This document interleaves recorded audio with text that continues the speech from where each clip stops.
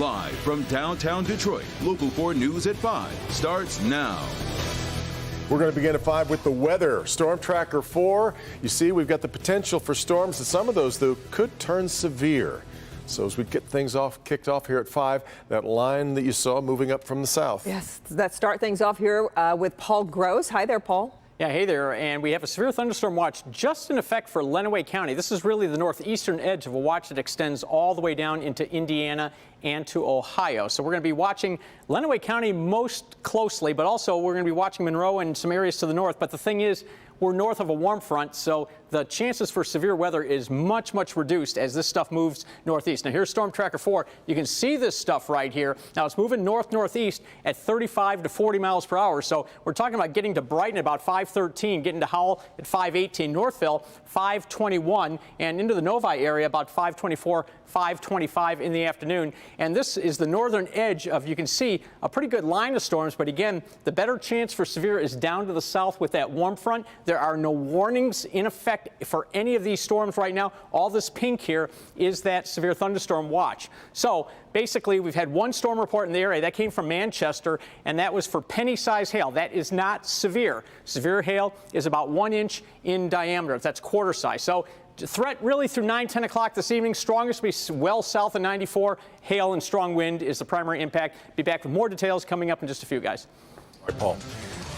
Now, other breaking news happening right now in just the last 40 minutes, in fact, on Detroit's west side. That's where a car has crashed shortly after police ended a chase with that car. Mara McDonald is live at Linden and Myers. Mara, there was a young child in that car.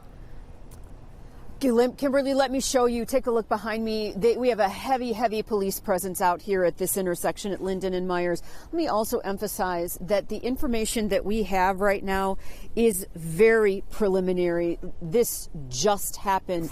But what we're hearing so far is that DPD was involved in some sort of a chase.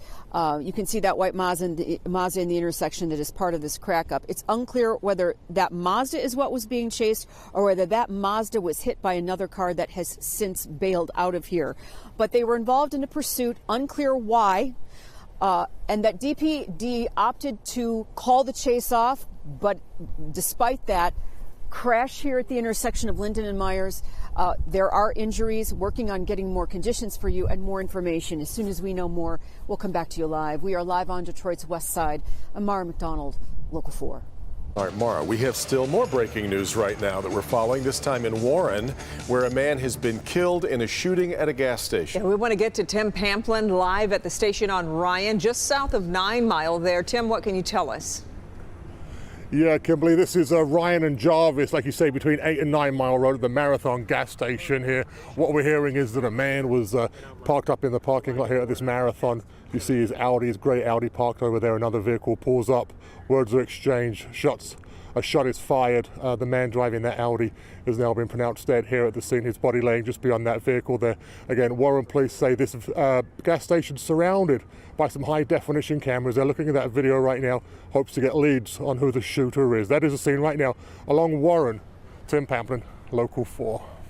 All right, Tim, one more top story here at 5. A man who pleaded guilty to plotting to kidnap Governor Whitmer taking the stand today to testify against the 4 others charged in the plot. Ty Garbin went into detail talking about everything from training to contingency plans after the 2020 election. Jason Colthorpe joins us now to kind of break down what this star witness, all he had to say today, Jason. Yeah, and as part of Ty Garbin's guilty plea to a lesser charge, he testified about the men he allegedly plotted with to kidnap Governor Whitmer in the days before the 2020 election.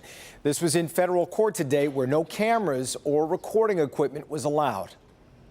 On direct examination, Ty Garbin, the 26-year-old from Livingston County who cut a deal with the government, told jurors the kidnapping of Governor Gretchen Whitmer with Adam Fox, Brandon Caserta, Daniel Harris, and Barry Croft was to be the event that started a second civil war. Garbin gave specifics of the training sessions at several locations leading up to their arrests in October of 2020. They would build shoot houses to simulate rooms in the state capitol and the governor's vacation home until they decided kidnapping her from the capitol just wasn't feasible. As the plan to grab the governor, whom they called the asset, evolved, Garbin testified about twice surveilling her house in Elk Rapids, trying to raise about $4,000 to buy an explosive to blow up a bridge to aid in their escape from that area.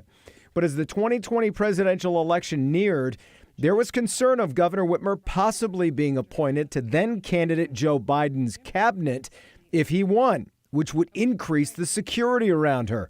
So they determined they had to be ready at a moment's notice to try and kidnap her and then either set her adrift in Lake Michigan or execute her.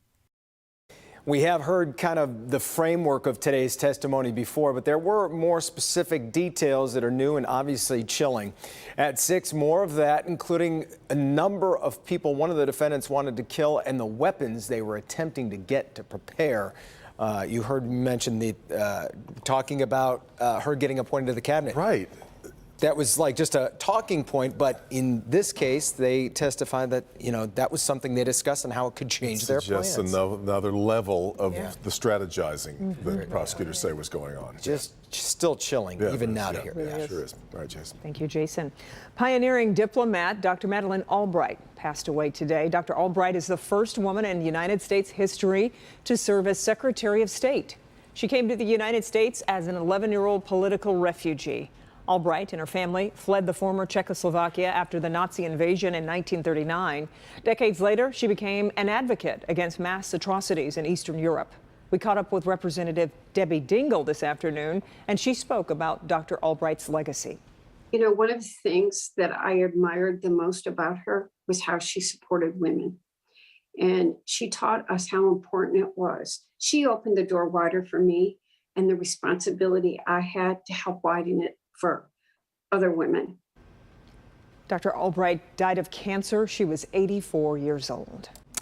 President Biden's Supreme Court nominee Ketanji Brown Jackson in the hot seat again today. Democrats continue to praise the historic nature of her being there, while Republicans are intensifying their attacks on her record. Still, the White House hopes to win some Republican support for Brown's appointment, but Democrats can confirm her without that. Today, Judge Jackson once again reflected on the historic nature of her nomination. What my being here, I think, is about, at some level, is about the progress that we've made in this country. I thought it was interesting that the hearings conclude tomorrow. We'll be hearing from expert witnesses and character references testifying again before the Judiciary Committee. We turn to the coronavirus. Things kind of pinging back up a little bit. The state reporting 1,558 new cases over the past 2 days, average back up to 780 cases per day, and 95 more deaths also being reported over the same 2 days. Yeah, and the 7-day moving average is slightly ticking back up. On March 9th, we were averaging 748 cases per day. Today, the average is back up over 800. And right now, there is only one vaccine available for children age 5 and up, and that's the one made by Pfizer. Many parents of children under the age of 5 have been anxiously awaiting news of a vaccine for their children. Today, we learned that Moderna plans to submit an emergency use authorization for children 6 months to 6 years of age. Dr. Frank McGeorge here with more on that. Doc? Yeah, Kim and Devin. So, in kids, the first question is simply whether the vaccine is safe. And on that account, the answer is yes. Now, this study wasn't large enough to detect any of the extremely rare side effects, but the side effects that were seen were basically in the same range that we see with any other pediatric vaccine. Safety isn't really the issue. The question is how effective it is. Moderna studied a 2-dose series of shots that are 1/4 the adult dose in about 6,900 children aged 6 months through 5 years old. According to their data, in children 6 months to 2 years old, it was 44% effective at preventing mild symptomatic infection. In children aged 2 through 5, the effectiveness was 37%. Now, it's important to know this was during the Omicron surge when vaccine effectiveness, even in adults, was reduced. But 37 and 44% are below the initial goal of a vaccine that was at least 50% effective. That may seem like a low number, but in the era of Omicron, this is actually quite comparable to the efficacy against infection in what we're seeing now with other vaccines.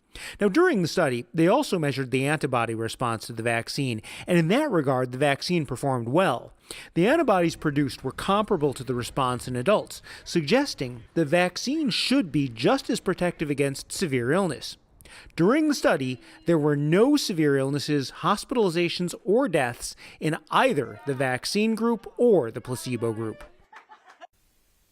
So the take home here is that even though the efficacy against mild symptomatic illness wasn't awesome, the study did meet its primary goal in producing basically a similar level of neutralizing antibodies in kids as it does in adults. Now, a separate issue that may have occurred to you is Moderna doesn't have an authorization for age 6 to 17 yet. In fact, the company does plan to submit its application for the older age group as well. Back to you. Interesting hopscotching Yeah, I gap was at the thinking moment. that. Yep. All right, Doc. Here's Rod Maloney with more on what's to come. 10 years ago this week, this building wasn't here. It looked like this. Oh, good. So now it's severe weather week here in Michigan, and there are lessons to be taken away from all that happened here in Dexter. Take care of yourself when stuff comes up. Okay, Rod, and former Detroit Mayor Kwame Kilpatrick is on a new mission, and it's something he's all too familiar with. I was a little kid here. Tonight, a side of Detroit Police Chief James White you haven't seen before. I love being my daughter's father. Raised by a single mother, the tragedy that shaped his life forever, and his message to his critics. Do you worry about the pressure on you right now and on this department to perform? The story coming up at 5.